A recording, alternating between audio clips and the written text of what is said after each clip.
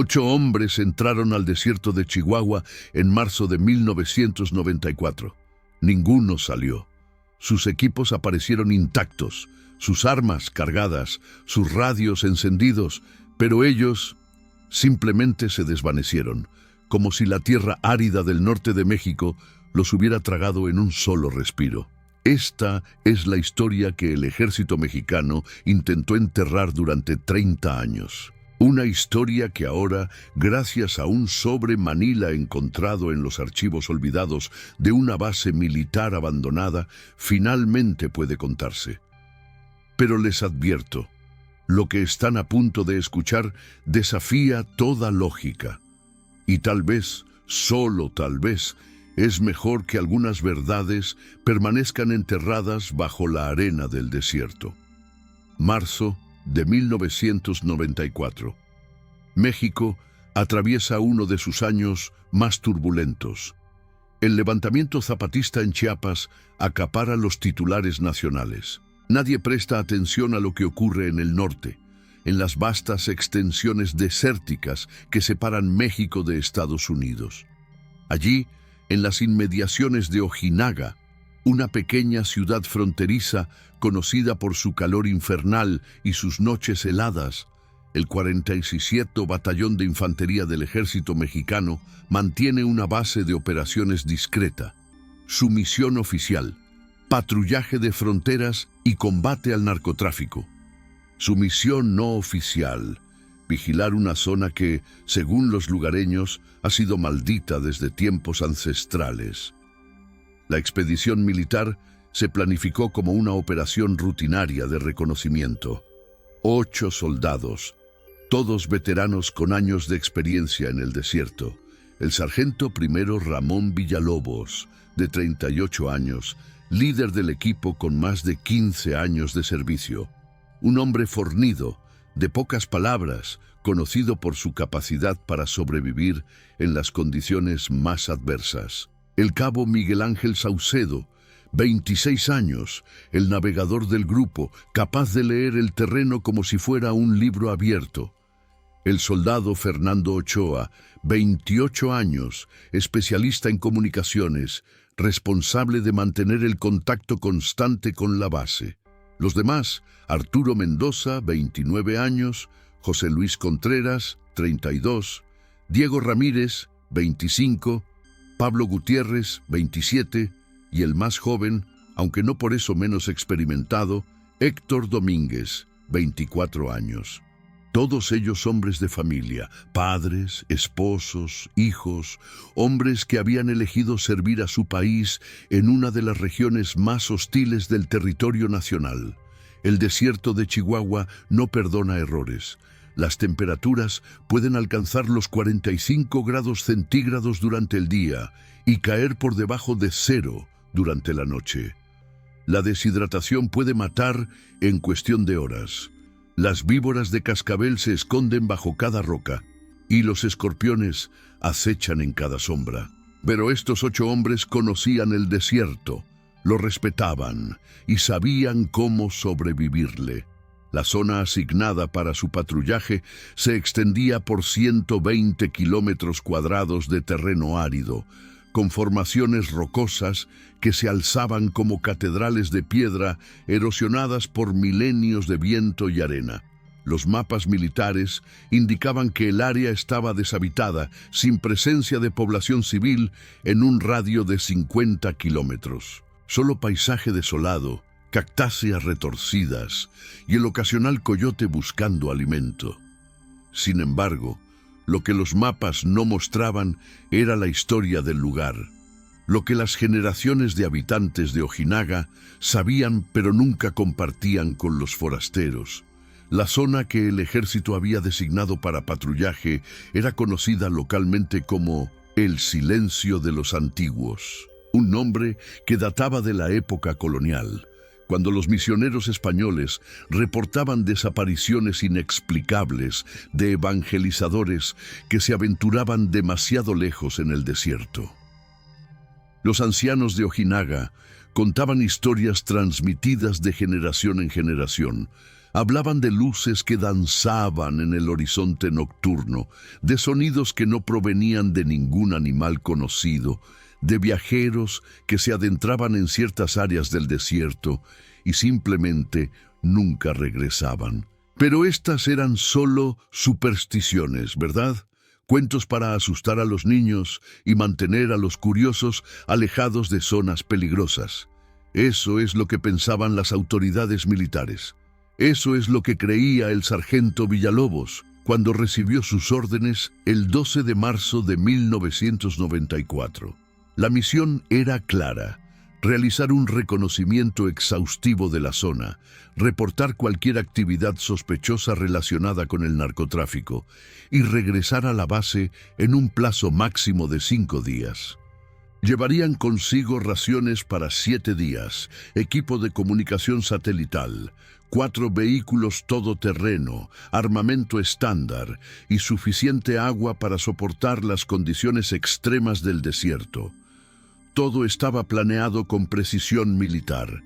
Todo estaba bajo control, o al menos eso parecía. La noche anterior a la partida, el sargento Villalobos fue visto en el bar del pueblo, algo inusual para un hombre conocido por su disciplina. La camarera, una mujer llamada Rosa García, recordaría años después que Ramón bebió más de lo normal aquella noche. Cuando ella le preguntó si todo estaba bien, él la miró con una expresión que ella nunca olvidaría. «A veces», le dijo, «el desierto te llama, y cuando lo hace, no tienes más opción que responder». Rosa pensó que estaba siendo dramático, influenciado por el alcohol, pero sus palabras quedarían grabadas en su memoria como un presagio oscuro. Si están disfrutando de esta historia y quieren saber qué pasó realmente en ese desierto maldito, asegúrense de suscribirse a Ecos del Silencio. Porque lo que vamos a revelar en los próximos minutos es solo el comienzo de un misterio que desafía toda explicación. Y créanme, querrán estar aquí cuando revelemos lo que contiene ese sobre Manila que estuvo oculto por 3 décadas. El 13 de marzo de 1994, a las 6 de la mañana en punto, los 8 soldados partieron de la base militar de Ojinaga. El cielo estaba despejado, la temperatura era agradable, y todo indicaba que sería una operación sin incidentes. Los 4 vehículos militares se adentraron en el desierto, levantando nubes de polvo rojizo a su paso. En la garita de la base, el teniente Carlos Mejía los despidió con un saludo casual. Esperaba verlos regresar 5 días después, quemados por el sol, cansados pero satisfechos de haber cumplido su misión. Nunca imaginó que esa sería la última vez que alguien vería a esos 8 hombres con vida. Las primeras 24 horas transcurrieron sin novedades. Los reportes de radio llegaban con puntualidad cada 4 horas, tal como lo establecía el protocolo. Todo tranquilo, sin actividad sospechosa, avanzando según plan. Las voces de los soldados sonaban relajadas, incluso bromistas en algunos momentos. El soldado Ochoa, el especialista en comunicaciones, reportó que los equipos funcionaban perfectamente y que las condiciones climáticas eran óptimas. «Esto parece más unas vacaciones que una misión», bromeó en uno de sus reportes. En la base nadie se preocupaba. Era otra operación rutinaria más. Pero el desierto guarda secretos que solo revela a quienes se atreven a adentrarse en sus rincones más profundos. Y estos 8 hombres estaban a punto de descubrir algo que cambiaría todo. El segundo día comenzó con un reporte matutino normal. A las 6 de la mañana, el soldado Ochoa confirmó su posición. Habían avanzado 40 kilómetros hacia el interior del territorio asignado y establecido un campamento temporal cerca de una formación rocosa que, según sus coordenadas, correspondía a un sitio conocido en los mapas militares como Las 3 Torres. 3 inmensas columnas de piedra caliza que se elevaban como dedos gigantes señalando al cielo, erosionadas por milenios, hasta formar estructuras que parecían casi artificiales. El lugar ofrecía sombra durante las horas más calurosas y una vista panorámica de la región circundante, ideal para observación. Pero lo que no sabían era que ese lugar específico aparecía en los relatos antiguos de los indígenas tarahumaras como un sitio ceremonial abandonado hacía siglos, un lugar donde se rendía culto a fuerzas que ellos preferían no nombrar. El cabo Saucedo, el navegador del grupo, notó algo extraño en las formaciones rocosas. Cuando se lo comentó al sargento Villalobos a través del radio interno del equipo, su voz tenía un tono inusual. «Sargento, estas rocas tienen marcas. No son naturales. Parecen símbolos o algo así». Villalobos se acercó para inspeccionar. Efectivamente, tallados en la base de las 3 torres había petroglifos. No eran los típicos grabados indígenas que uno podría encontrar en sitios arqueológicos documentados. Estos eran diferentes, más profundos, más intrincados, casi hipnóticos en su complejidad geométrica. Círculos concéntricos que se entrecruzaban con líneas rectas y espirales que parecían moverse si uno los miraba demasiado tiempo. El soldado Mendoza, quien tenía interés por la arqueología amateur, tomó varias fotografías con una cámara que llevaba para documentar la misión. Esas fotografías se convertirían más tarde en evidencia crucial. Durante el reporte del mediodía, Ochoa mencionó los petroglifos, pero le restó importancia. «Probablemente solo arte antiguo», dijo, aunque Mendoza jura que los símbolos le dan dolor de cabeza cuando los mira mucho tiempo. Risas se escucharon en el fondo de la transmisión. En la base, el teniente Mejía anotó la ubicación de los petroglifos en el registro oficial, pensando que tal vez valdría la pena notificar al Instituto Nacional de Antropología e Historia después de la misión. Pero esa notificación nunca se haría, porque después del reporte del mediodía del segundo día, las cosas comenzaron a cambiar de manera inquietante. El reporte de las 4 de la tarde llegó con 15 minutos de retraso. No era alarmante en sí mismo. Los retrasos ocasionales eran comunes en operaciones de campo, pero la voz del soldado Ochoa sonaba diferente, tensa. Cuando el teniente Mejía preguntó si todo estaba en orden, hubo una pausa larga antes de que Ochoa respondiera. «Afirmativo, mi teniente, solo que hemos estado escuchando cosas raras». «¿Qué tipo de cosas?». El soldado dudó antes de responder. «Sonidos que no podemos identificar, como cantos. Pero no hay nadie más aquí, mi teniente». «Hemos verificado un perímetro de 2 kilómetros. El lugar está completamente desierto». El teniente Mejía supuso que podrían ser alucinaciones auditivas causadas por el calor y el eco de las formaciones rocosas. Le indicó al equipo que se mantuviera hidratado y que reportara si los síntomas empeoraban. Pero el reporte de las 8 de la noche nunca llegó. Por primera vez en toda la misión hubo silencio total. El teniente Mejía intentó establecer contacto durante 20 minutos sin obtener respuesta. A las 9 de la noche activó el protocolo de emergencia. A las 10, un equipo de rescate estaba siendo preparado. Pero el comandante de la base, el coronel Arturo Sánchez, tomó la decisión de esperar hasta el amanecer. «No enviaremos más hombres al desierto de noche», ordenó. «Si hay algún tipo de emergencia, están entrenados para sobrevivir hasta el amanecer. Saldremos con las primeras luces». Esa noche fue la más larga en la historia de la base militar de Ojinaga. Los técnicos de comunicaciones intentaron sin cesar establecer contacto con el equipo perdido.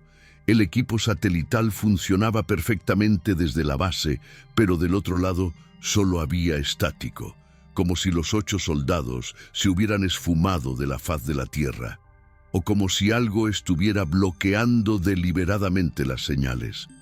El teniente Mejía no durmió aquella noche. Se quedó en la sala de comunicaciones con los audífonos puestos, rezando por escuchar la voz de Ochoa, reportando que todo había sido un simple fallo técnico. Pero esa voz nunca llegó. Al amanecer del tercer día, 18 soldados partieron en 6 vehículos militares rumbo a las últimas coordenadas reportadas por el equipo desaparecido. El coronel Sánchez lideró personalmente la expedición de rescate. Llevaban equipo médico, agua adicional y armamento pesado en caso de que el equipo hubiera sido emboscado por narcotraficantes. El viaje hasta las 3 torres tomó 3 horas y media. Cuando finalmente llegaron, lo que encontraron no tenía sentido alguno. Los 4 vehículos militares del equipo desaparecido estaban perfectamente estacionados en formación, como si se hubieran detenido para un descanso rutinario. Los motores estaban apagados, pero las llaves permanecían en los contactos. Las puertas estaban cerradas, no forzadas. Dentro de los vehículos, todo el equipo estaba en su lugar. Las mochilas, perfectamente organizadas. Las armas, limpias y cargadas, apoyadas en los asientos. Las raciones de comida, casi intactas. Las cantimploras de agua, llenas. Los equipos de comunicación, encendidos y funcionando perfectamente. Cuando los técnicos del equipo de rescate probaron los radios, funcionaban sin problema alguno. La señal era clara. No había interferencia. No había razón técnica para que las comunicaciones se hubieran interrumpido, pero los 8 soldados no estaban por ninguna parte. El coronel Sánchez ordenó una búsqueda exhaustiva en un radio de 5 kilómetros. 42 hombres peinaron el desierto durante todo ese día y los 3 siguientes.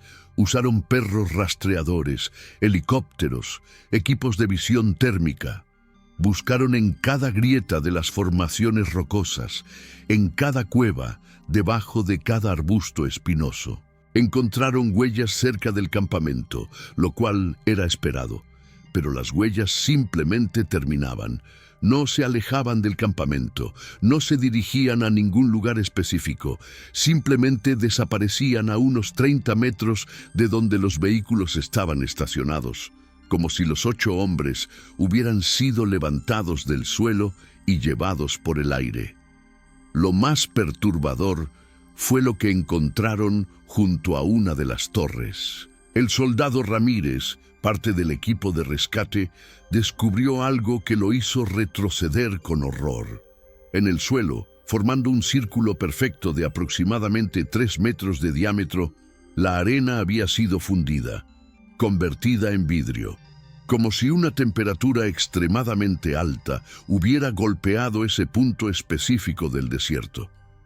Los geólogos consultados más tarde dirían que se necesitarían temperaturas superiores a los 1400 grados centígrados para producir ese efecto. No había ninguna explicación lógica para ese fenómeno, no había marcas de explosión, no había evidencia de fuego. Solo ese círculo perfectamente simétrico de arena vitrificada brillando bajo el sol implacable del desierto, y en el centro del círculo encontraron algo más, una placa de identificación militar. Pertenecía al sargento Ramón Villalobos, pero la placa estaba derretida parcialmente, deformada por el calor extremo, y grabado en la parte posterior, con lo que parecía ser una uña humana rasguñando el metal caliente, había un solo símbolo. El mismo símbolo que aparecía en los petroglifos de las 3 torres. Un círculo con una espiral que se contraía hacia el centro, como un portal que se cerraba sobre sí mismo. El coronel Sánchez ordenó acordonar el área. Fotógrafos militares documentaron cada centímetro de la escena. Los vehículos fueron remolcados de vuelta a la base. El equipo fue catalogado y guardado como evidencia. Pero los 8 soldados nunca fueron encontrados. Ni sus cuerpos, ni rastro de sangre, ni señales de lucha. Simplemente se habían desvanecido como si nunca hubieran existido.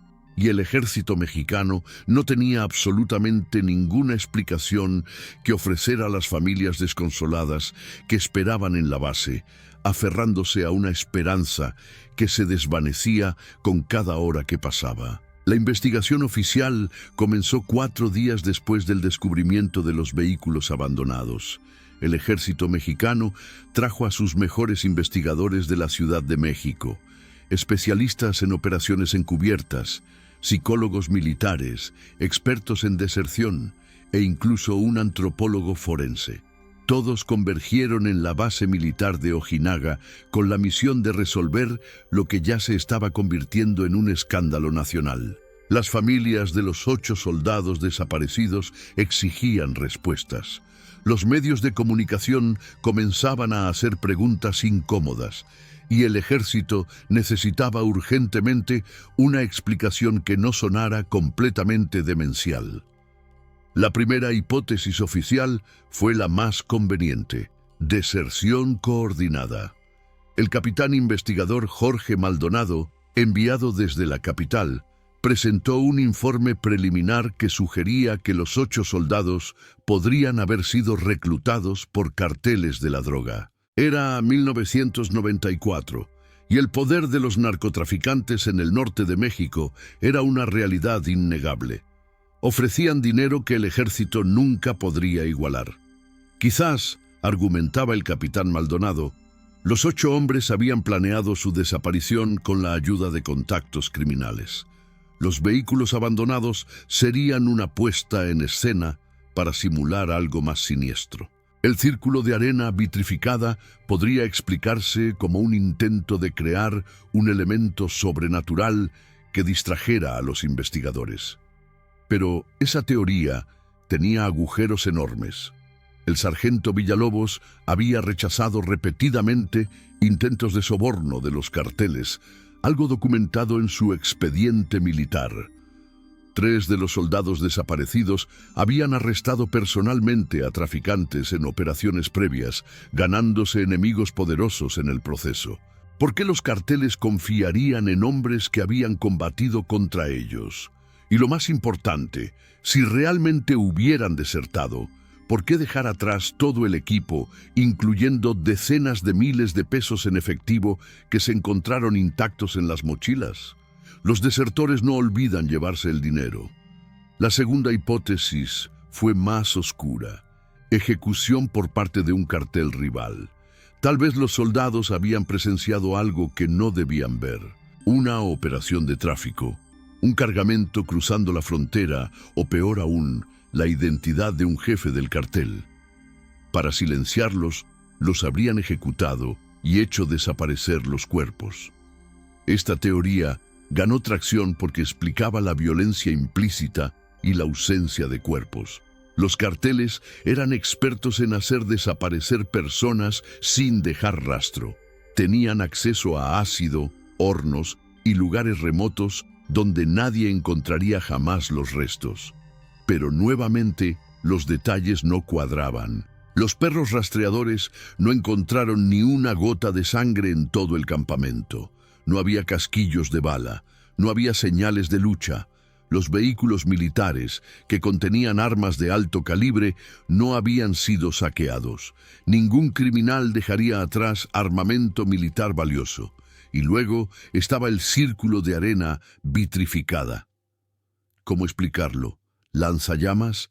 ¿Explosivos termita? Los expertos descartaron ambas posibilidades. El patrón de calor era demasiado uniforme, demasiado perfecto, y no había residuos químicos de ningún tipo. Durante 3 meses, el ejército mexicano mantuvo la investigación activa. Interrogaron a cientos de residentes de Ojinaga y pueblos cercanos. Revisaron expedientes de todos los narcotraficantes conocidos en la región. Enviaron equipos de búsqueda adicionales al desierto en 5 ocasiones separadas. Analizaron las fotografías que el soldado Mendoza había tomado de los petroglifos, buscando pistas en los antiguos símbolos. Consultaron con historiadores sobre la zona de las 3 torres y su significado cultural. Cada pista llevaba a un callejón sin salida, Cada teoría se desmoronaba bajo el peso de la evidencia contradictoria. Las familias de los desaparecidos pasaron de la esperanza a la desesperación y finalmente a la rabia. La esposa del sargento Villalobos, Carmen, se convirtió en una activista incansable, dando entrevistas a cualquier medio que la escuchara. Exigía que el ejército admitiera que algo extraordinario había ocurrido, algo que no podían explicar. Pero el ejército no podía hacer tal admisión. Sería como confesar incompetencia absoluta. Así que en agosto de 1994, 5 meses después de la desaparición, la investigación oficial fue silenciosamente archivada. Los 8 soldados fueron declarados desaparecidos en acción, presuntamente muertos. Sus nombres fueron agregados a un memorial en la base militar de Ojinaga, y el caso fue sellado con la etiqueta de información clasificada. Pero en Ojinaga, el caso nunca murió.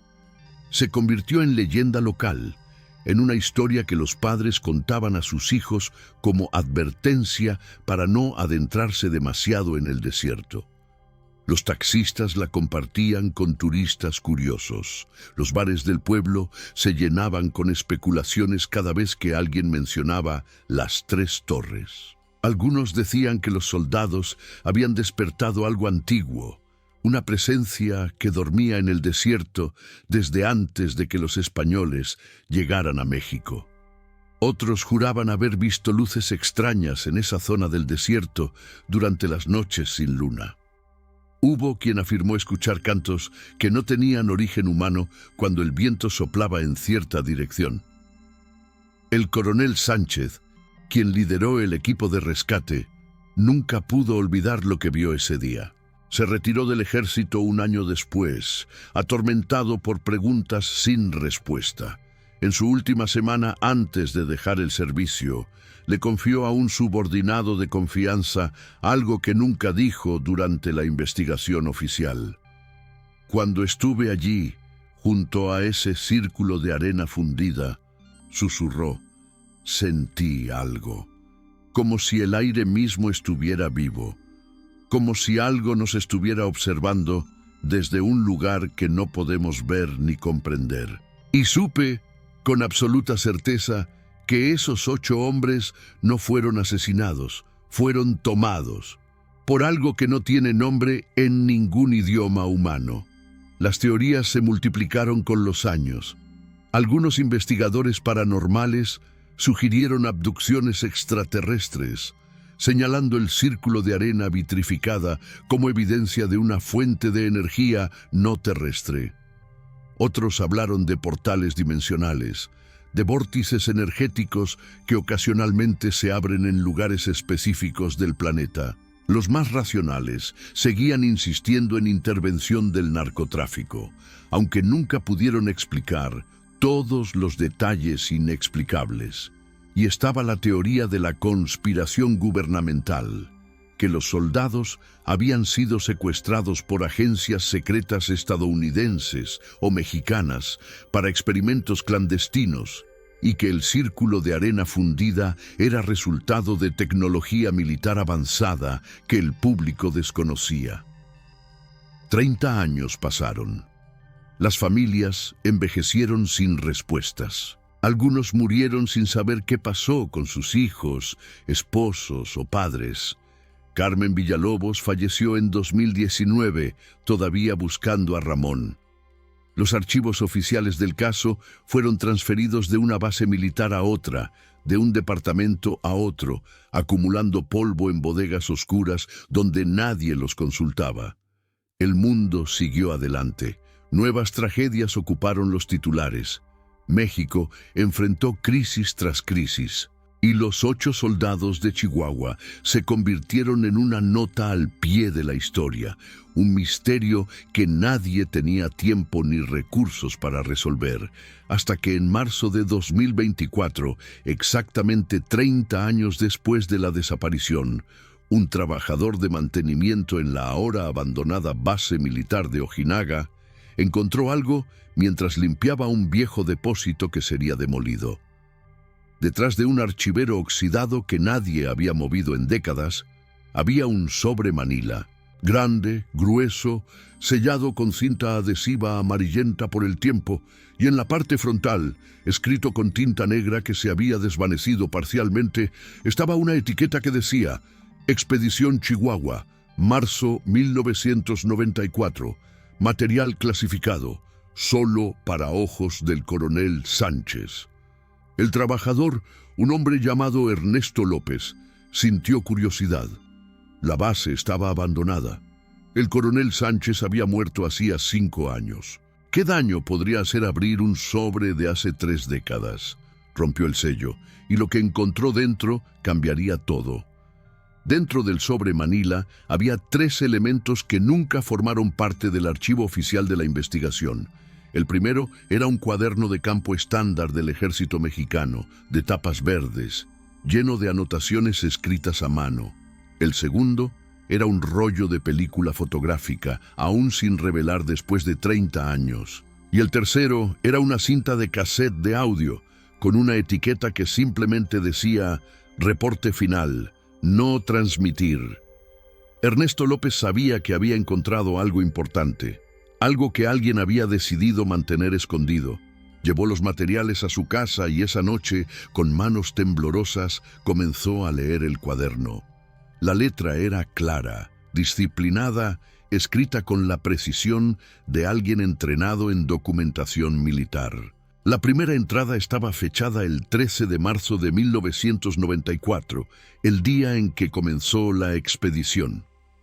Día 1, partida a las 06:00 horas, equipo completo, moral alta, todo indica misión sin incidentes. Las primeras páginas eran rutinarias, descripciones técnicas del terreno, coordenadas, observaciones meteorológicas. Pero a partir de la entrada del segundo día, el tono comenzaba a cambiar sutilmente. Los hombres reportan sueños extraños. Todos soñaron con los mismos símbolos que encontramos en las rocas, coincidencia inquietante. Y luego, Mendoza insiste en que las formaciones rocosas no son naturales. Dice que su distribución es demasiado perfecta para ser obra de la erosión. Le dije que dejara de ver películas de ciencia ficción. La tercera entrada del día 2 era donde las cosas se volvían verdaderamente perturbadoras. 18:30 horas. Los cantos que escuchamos son reales. No es el viento, no es eco. Es algo más. Suenan antiguos, como si vinieran de muy profundo bajo la tierra. Ochoa grabó 5 minutos en su equipo antes de que le ordenara detener. Los hombres están asustados. Yo también lo estoy, aunque no puedo admitirlo frente a ellos. He decidido no reportar esto a la base. Nos dirían que estamos sufriendo insolación colectiva, pero esto es real. Sea lo que sea que hay aquí, es real. La entrada de esa misma noche, escrita claramente con prisas, decía: 23:00 horas. Los símbolos en las rocas están brillando. No es reflejo de la luna. No hay luna esta noche. Están emitiendo una luz tenue pero inconfundible, como si fueran marcados con pintura fosforescente. Pero los tocamos esta tarde. No hay nada inusual en la superficie. Contreras quiere irse ahora mismo. Le dije que esperamos hasta el amanecer. Mantener la calma, mantener la disciplina. Pero si esto continúa, consideraré abortar la misión prematuramente. Ernesto pasó la página con manos temblorosas. La siguiente entrada estaba fechada la madrugada del día 3, escrita con una caligrafía más errática, como si el escritor estuviera temblando mientras escribía. 03:15 horas. Todos despiertos. Los cantos se intensificaron. Ahora podemos distinguir palabras, aunque en ningún idioma que reconozcamos. Parecen invitaciones, como si algo nos estuviera llamando a acercarnos. El círculo de arena frente a la torre central ha comenzado a brillar con el mismo color de los petroglifos. Ramírez sugirió disparar hacia el brillo. Le prohibí cualquier acción hostil. No sabemos con qué estamos tratando. He intentado establecer contacto por radio con la base, pero los equipos no funcionan. Las luces están encendidas, las frecuencias correctas, pero solo hay estática, como si algo estuviera bloqueando las transmisiones. Decidí que al amanecer evacuamos inmediatamente. No importa lo que piensen los superiores, algo aquí no está bien. La siguiente entrada estaba escrita con una letra casi ilegible, como si quien la escribiera estuviera en pánico total. 04:30 horas. El círculo de arena se está fundiendo. Puedo ver cómo se convierte en vidrio ante nuestros ojos. El calor que emite es insoportable, pero no es fuego, es otra cosa. Los hombres están paralizados observándolo. Y entonces vimos algo. Una figura, o más bien, la ausencia de una figura. Como si el espacio mismo se estuviera abriendo. Ochoa está gritando. Gutiérrez cayó de rodillas rezando el Padre Nuestro. Yo debería dar órdenes, debería hacer algo, pero no puedo moverme. No puedo apartar la vista de eso que está emergiendo del círculo. No tiene forma, o tiene todas las formas. Duele mirarlo, duele pensar en ello. Y luego la última entrada del cuaderno, escrita con una claridad inquietante, como si quien la escribiera hubiera alcanzado una extraña paz. Ahora entiendo. Los antiguos sabían. Por eso abandonaron este lugar. Por eso dejaron las advertencias en piedra. No es malévolo, no es benévolo, simplemente es. Y nos está llamando. Todos lo sentimos.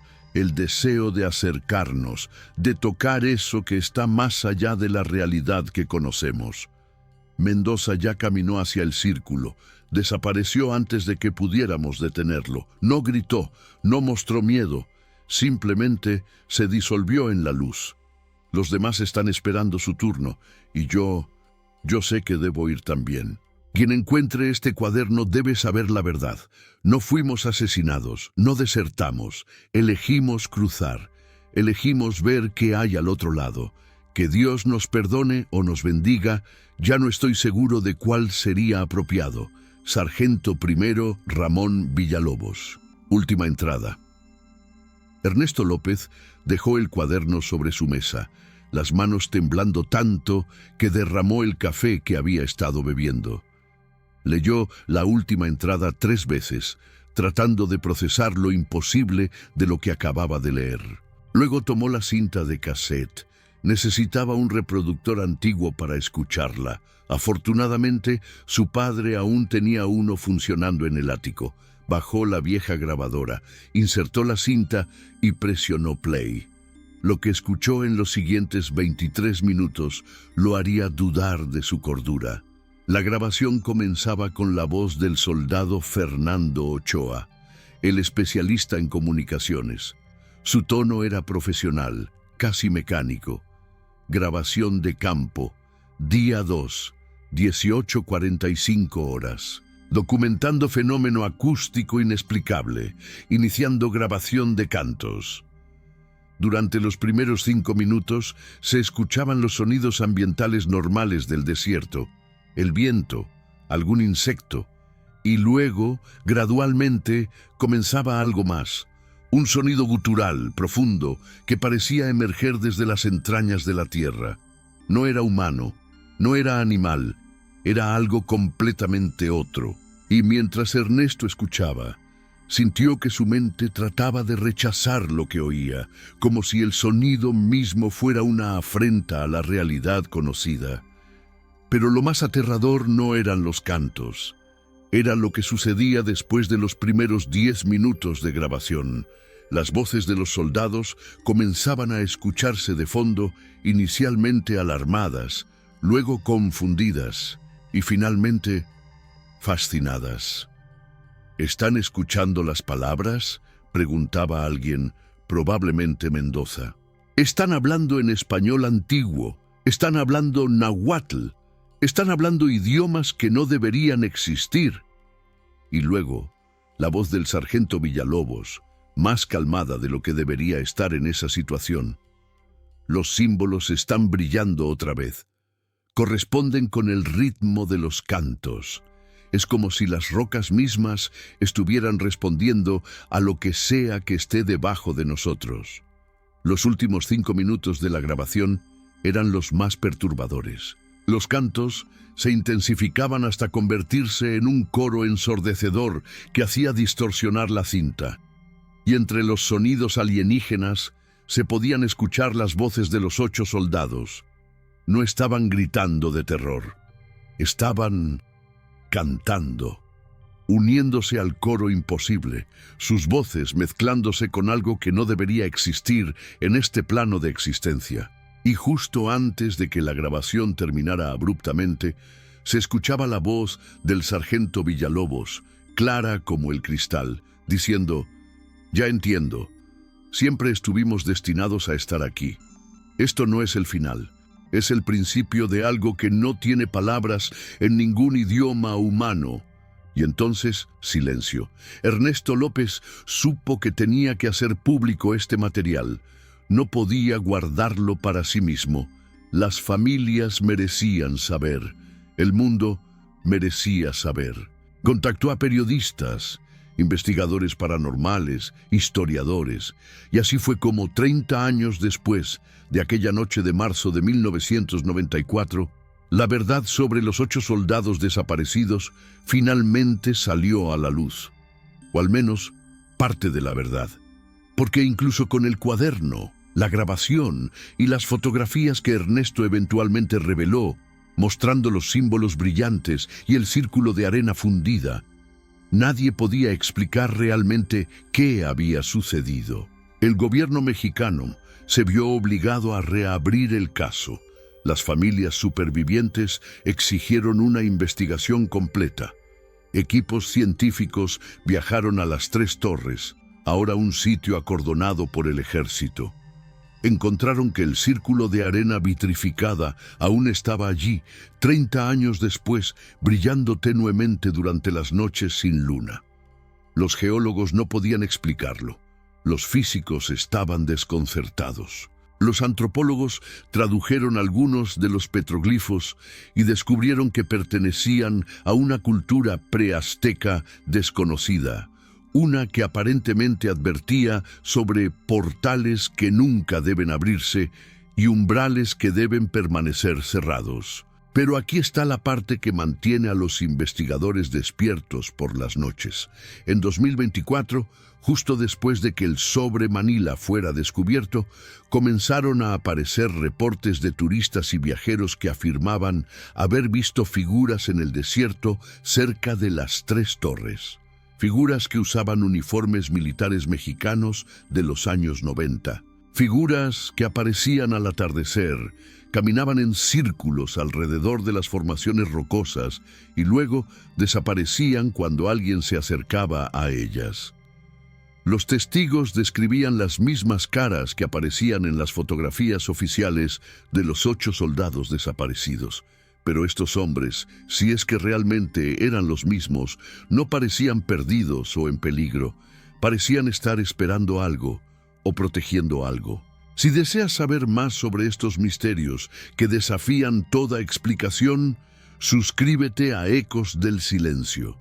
Dale like a este video y compártelo con aquellos que se atreven a cuestionar los límites de nuestra realidad, porque hay más historias como esta, más desapariciones que no tienen explicación lógica, más verdades enterradas que merecen ser contadas, y nosotros no descansaremos hasta revelarlas todas.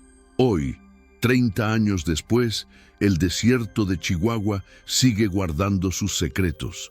Las 3 torres siguen allí, desafiando al tiempo, brillando bajo la luna cuando nadie las observa. El círculo de arena vitrificada permanece intacto, inmune a la erosión que debería haberlo deshecho hace décadas. Y los 8 soldados, bueno, oficialmente siguen desaparecidos.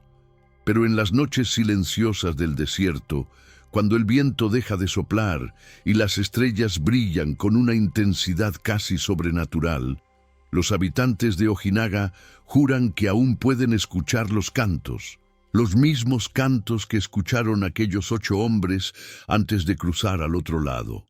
¿Qué crees tú? ¿Fueron víctimas de fuerzas que no podemos comprender? ¿O fueron exploradores voluntarios de dimensiones que nuestra ciencia aún no puede alcanzar? ¿Es el desierto de Chihuahua simplemente un lugar donde la realidad se vuelve más delgada, donde los velos entre mundos se pueden atravesar?